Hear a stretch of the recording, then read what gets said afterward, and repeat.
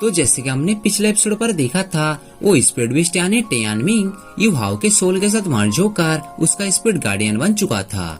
फिर टेंगिया ने युहाओ को उसके टैंक सेक्ट में ज्वाइन होने का ऑफर देती है, जिसे युहाओ एक्सेप्ट करके उसके टैंक सेक्ट की ओर रवाना हो गया था। अब आगे तो नेक्स्ट एपिसोड की स्टार्टिंग में हम देखते हैं वो सभी एक साथ सेक सिटी में आ गए थे, जहाँ टेंगिया कहती है कि सेक एकेडमी पूरे वर्ल्ड का सबसे बेस्ट एकेडमी में से एक है।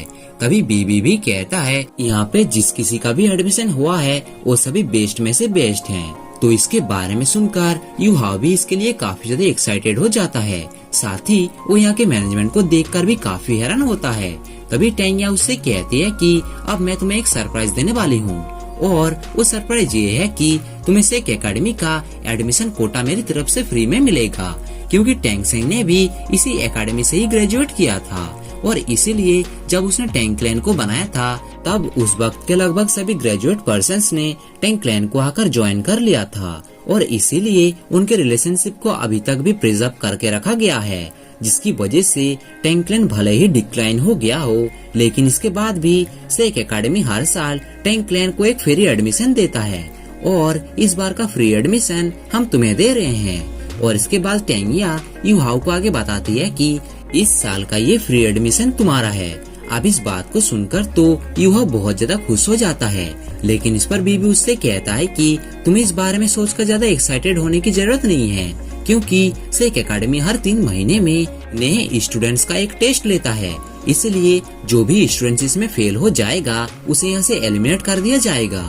इस पर युहाओ कहता है कि मैं यहाँ पे एलिमिनेट तो बिल्कुल भी नहीं होने वाला, क्योंकि मैं यहाँ पे अपना बेस्ट दूंगा। अब इस बारे में सुनकर तो टेंगिया बहुत ज्यादा खुश हो जाती है, और युहाओ को गिफ्ट के तौर पर एक स्टोरेज सोल गाइड देती है, जिसका इस्तेमाल करके युहाओ इसके अंदर बहुत सी चीजों को रख सकता था। इसके बाद हम देखते हैं कि वो सब सेक एकेडमी में जाने के लिए सेक सिटी के अंदर एंटर हो जाते हैं, जहाँ के ट्रांसपोर्ट सोल गाइड को देखकर युहाओ तो काफी ज्यादा हैरान हो गया था। तो अब युहाओ को इतना ज्यादा एक्साइटेड होता देखकर बीबू उससे कहता है कि ये टेक्नोलॉजी ओरिजिनल डालाओ कॉन्टिनेंट के सैकड़ों सालों से आगे है, लेकिन युहाओ ने असल में अपने ड्यूक मेंशन के अंदर ऐसा कोई भी टेक्नोलॉजी को नहीं देखा था। तभी बीबी उससे कहता है कि सेक एकेडमी 4000 साल पहले हुए और से ओरिजिनेटेड है, जो कि सानमून कॉन्टिनेंट और डालाओ कॉन्टिनेंट के बीच में हुआ था। इसके बाद वो आगे बताता है कि आज से 4000 साल पहले सानमून कॉन्टिनेंट ओएस्ट से डालाओ कॉन्टिनेंट के साथ में टकरा गया था, जिसकी वजह से डालाओ कॉन्टिनेंट को भी तुरंत ही उनके साथ वॉर करना पड़ा, जिन्होंने सानमून एम्पायर के सोल गाइड वेपन की वजह से तीनों किंगडम के आर्मी के साथ साथ टैंक क्लैन के सारे हिडन वेपन्स भी हार गए। अब उसकी ये बात सुनकर टेंगिया कहती है ऐसा नहीं है कि टैंक क्लैन के हिडन वेपन सोल गार्ड के वेपन के सामने कमजोर है, क्योंकि टैंक क्लैन के पास में ऐसे बहुत सारे हिडन वेपन्स है जो कि गॉड्स तक को मार सकते हैं। अब इसके बारे में जानकर तो युहाओ तो बहुत ज्यादा हैरान हो जाता है। तभी बीबी बोलता है कि टेंग सेंग और लुओ गांव ने जिन वेपन्स को बनाया था, जिनमें से कुछ हिडन वेपन्स ऑर्डिनरी थे, जिसकी वजह से वॉर के दौरान काफी सोल्जर्स को कमांड करने में थोड़ी सी गड़बड़ हो गई, और इसी की वजह से डालाओ कॉन्टिनेंट की आर्मी उनके सामने बहुत ज्यादा कमजोर हो गई, और वो सब वहाँ पे हार नहीं वाले थे कि तभी सेक एकेडमी के फॉर्माडिन बिल्कुल सही समय पर वहाँ पे आ गए, जिनके साथ में लगभग 60 ग्रैंड सोल लैंड मास्टर भी थे, जिन्होंने कि उन तीनों आर्मीज को बहुत ही शानदार तरीके से लीड किया, जिसकी वजह से हम वहाँ के पूरे सिचुएशन को बदलने में कामयाब हो गए, और आखिरकार इस तरह से हमने सानमून एम्पायर को हरा दिया। इसीलिए उसी टाइम से सेक एकेडमी किसी भी कंट्री से बिलोंग नहीं करता, और अब इसकी एग्जिस्टेंस पूरी तरीके से इंडिपेंडेंट हो गया है। लेकिन फिर उस वॉर के बाद से टैंक क्लैन का भी डिक्लाइन शुरू हो गया। ये सुनकर तो युहाओ पूछता है कि सोल गाइड वेपन सच में क्या इतना ज्यादा पावरफुल होते हैं। इस पर बीबी कहता है कि वैसे तो सोल मास्टर ने सोल गार्ड वेपन को रिजेक्ट कर दिया, क्योंकि उनका मानना ये था कि वो उनके पावर का हिस्सा नहीं है, और असल में इसकी वजह से सोल मास्टर सिस्टम पर साबाराजियो इफेक्ट भी पड़ता है। तब इसके बारे में सुनकर तो युहाओ उनसे पूछता है कि आखिर ये चीज क्या है, जिस पर बीबी उसे बताता है ये सोल पावर से चलने वाली एक इंस्ट्रूमेंट है, और सोल पावर को सोल गाइड के द्वारा कन्वर्ट और रिलीज किया जाता है, और यही वजह है कि इसे बहुत सारे एलिमेंट्स में कन्वर्ट किया जा सकता है। जैसे कि fire soul master, ice soul speed का इस्तेमाल करते हैं, लेकिन सोल गाइड की वजह से सोल मास्टर के सोल रिंग की पावर कम हो जाती है। पर फिर भी अब सोल लैंड के लोगों ने धीरे धीरे सोल गाइड को एक्सेप्ट करना शुरू कर दिया है, जबकि नोबेल क्लास वाले लोग अभी भी इसे रिजेक्ट करते हैं। अभी ईवा उससे पूछता है कि आखिर लोगों ने इसे इतनी आसानी के साथ एक्सेप्ट क्यों कर लिया, जिस पर बीबी कहता है ज्यादातर लोगों के पास वो एक सोल रिंग होती है, पर फिर भी वो अपने लाइफ में इम्प्रूवमेंट लाना चाहते हैं, जिसके लिए वो सोल गाइड का इस्तेमाल करते हैं, क्योंकि फिर सोल पावर को कन्वर्ट करके सोल गाइड व्हीकल्स और फ्लाइंग बोर्ड को बहुत ही आसानी के साथ बनाया जा सकता है। तभी यूहाउ सोचने लगता है कि क्या सोल गाइड और हिडन वेपन इनकम्पेटेबल नहीं है। अब कुछ टाइम के बाद वो सब सिख एकेडमी के मेन एंट्रेंस पर आ जाते हैं, जहाँ का गार्ड बीबी को देखते ही उसके पास आकर कहता है, मिस्टर बीबी अब फाइनली वापस आ ही गए।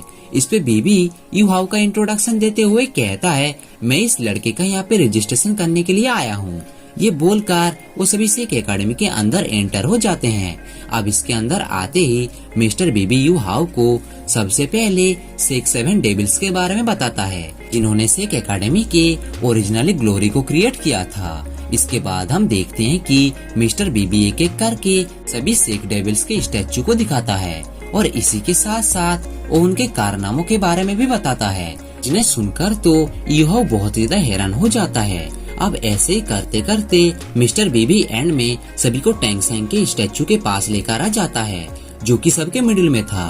फिर मिस्टर बीबी बोलता है, Tang San the god of Asura के साथ साथ द गॉड ऑफ ओशियन भी है, जो कि सभी सिख डेविल्स में से सबसे ज्यादा पावरफुल है। अब इसके बाद यूहाउ उसके बातों को काफी गौर से सुनने लगता है। फिर वो उनके स्टैचू को देखते हुए कहता है, इनकी स्टैचू में से भी इनका मैजेस्टिक चार्म दिखाई दे रहा है। इस पे मिस्टर बीबी एग्री होते हुए कहता है, हाँ तुमने बिल्कुल सही कहा।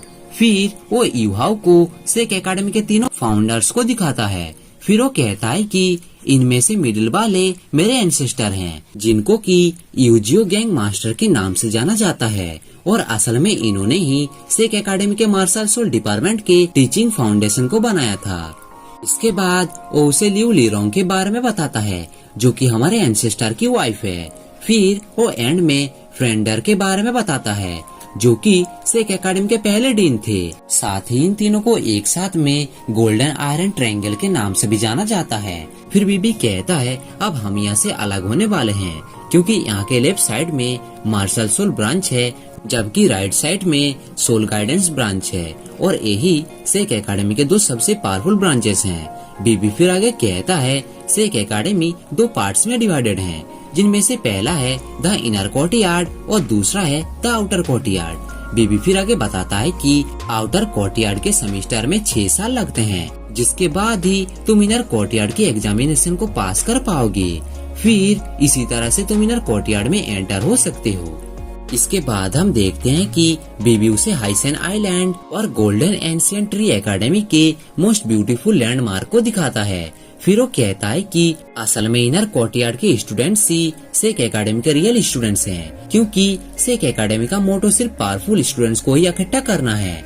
तभी टेंगिया यूहाउ से कहती है कि मैं और बीबी दोनों ही आउटर कोर्टयार्ड के 3rd ईयर के स्टूडेंट्स हैं, इसीलिए कुछ सालों के बाद हम भी इनर कोर्टयार्ड के लिए चैलेंज करेंगे।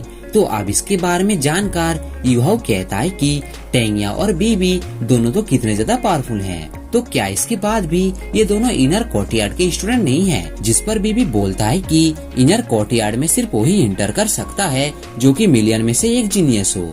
फिर वो उन दोनों को बताता है कि मैं जब स्टार फॉरेस्ट में एक बार अकेला गया था, तब मेरी मुलाकात एक इनर कोर्टयार्ड के सीनियर स्टूडेंट से हुई थी, जिसने कि 3 डेकेड माइलेनियम बीस्ट को बिना किसी वेपन के यूज से ही हरा दिया, और यहाँ तक कि उसने उन्हें जिंदा पकड़कर भी यहाँ तक लेकर आया। और ऐसा कहा जाता है कि यही उसका असाइनमेंट टास्क था। फिर मिस्टर बीबी यूहाउ को सोल गाइडेंस इंस्टीट्यूट को दिखाता है, जिससे कि विंड, फायर, वाटर, इलेक्ट्रिसिटी और 4 एलिमेंट एकेडमीज को मर्ज करके बनाया गया था। इसके बाद हम देखते हैं कि बीबी ने यूहाउ के रजिस्ट्रेशन को कंप्लीट करके उसका यूनिफॉर्म भी ले लिया था, और फिर वो बताता है कि 3 दिन में न्यू एकेडमी ईयर शुरू होगा, और मैंने तुम्हारे फर्स्ट ईयर के एकेडमी फी को भी पे कर दिया है, इसीलिए तुम्हें ज्यादा फिक्र करने की जरूरत नहीं है। और आउटर कोर्टयार्ड में उतने भी मॉन्स्टर स्टूडेंट नहीं है, लेकिन आउटर कोर्टयार्ड के टीचर्स बहुत ही ज्यादा डरावने हैं। इसके बाद हम देखते हैं कि यूहाओ अपना रूम खोजने के लिए डॉन के पास आ जाता है। फिर वो उनसे बड़े प्यार से कहता है, मास्टर क्या आप मुझे रूम नंबर 201 के बारे में बता सकते हैं, जिसपे वो ओल्ड मैन उसे सेकंड फ्लोर के फर्स्ट रूम में जाने के लिए कहता है।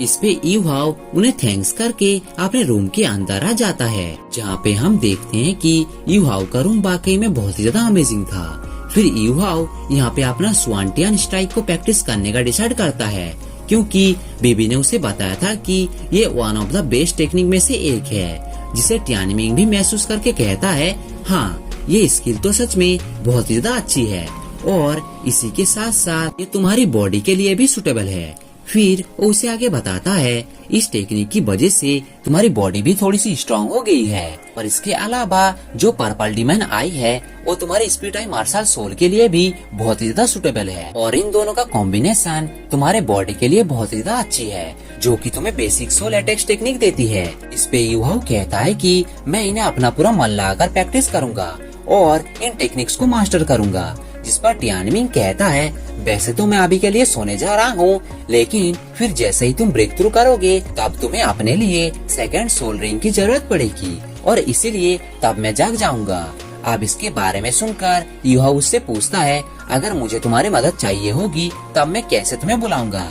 इस पर टियानमिंग कहता है, तुम्हें इस बारे में सोचकर बिल्कुल भी परेशान होने की जरूरत नहीं है, क्योंकि जब तुम किसी भी मुसीबत में पड़ोगे तब मैं फौरन तुम्हारे पास आ जाऊंगा। ये बोलते साथ ही हम देखते हैं टियानमिंग वहीं पर ही खराटे मारकर सो गया था, जबकि दूसरी तरफ यूहाओ दोबारा से अपनी प्रैक्टिस करने में बैठ जाता है, और अब काफी टाइम तक प्रैक्टिस करने के बाद उसे भूख लग गई थी, इसलिए वो अपने नए ड्रेस को पहनकर बाहर आ जाता है, पर उसके पास इनफ कॉइंस ना होने की वजह से वो अच्छा खाना नहीं खा पाता। इसीलिए वो डिसाइड करता है उसके क्लासेस जैसे ही शुरू होंगे वो उनमें दिए जाने वाले सभी टास्क को ले लेगा, जिन्हें कंप्लीट करने के बाद उसे अच्छे खासे कॉइंस मिल जाएंगे, जिनसे वो बहुत ही अच्छा खाना खा पाएगा। इसके बाद वो जैसे अपने रूम की ओर आने लगता है, उसे पता लगता है कि अब उसका सेकंड रूममेट आ चुका है, इसलिए वो फौरन ही भागते हुए उसके रूम के पास पहुंचता है। फिर अब वो जैसे ही अपने दरवाजे को ओपन करता है, वो देखता है कि उसका रूममेट एक बहुत ज्यादा खूबसूरत लड़की है, जिसे देखकर तो उसकी आंखें फटी की फटी रह गई थी। और इसी के साथ ये एपिसोड ए पर ही एंड हो जाता है।